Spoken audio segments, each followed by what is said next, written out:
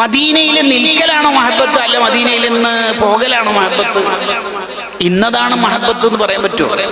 ബിലാൽ റളിയല്ലാഹു അൻഹു നബി സല്ലല്ലാഹു അലൈഹി വസല്ലം തങ്ങൾ വഫാത്തായപ്പോൾ മദീനയിൽ നിൽക്കുന്നില്ല.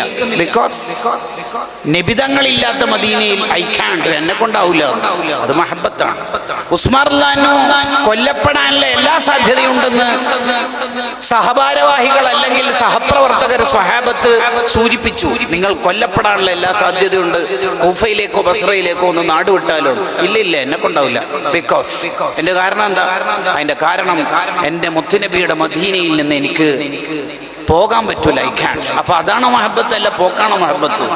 എന്താണ് മഹബത്ത് എന്ന് വ്യാഖ്യാനങ്ങൾ കൊണ്ട്, അക്ഷരങ്ങൾ കൊണ്ട് തിട്ടപ്പെടുത്താൻ പറ്റില്ല. അതാണ് ഇബ്നു ഹജർ അസ്ഖലാനി തങ്ങൾ ഫത്ഹുൽ ബാരിയിൽ പറഞ്ഞത്. അതൊരു വിജ്ദാനാണ്, അതൊരു ടേസ്റ്റാണ്. അവനവൻ അനുഭവിക്കേണ്ട ഒരു ടേസ്റ്റാണ് മഹബത്ത് എന്ന് പറയുന്നത്.